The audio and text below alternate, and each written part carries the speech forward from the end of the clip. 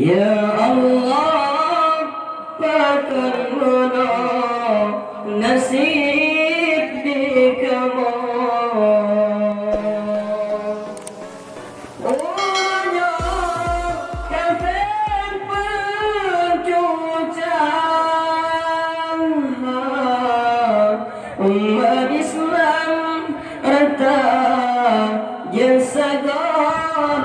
pelosok jangan dalam harap mungkinnya salah pada dalam negara tanpa kau amar agama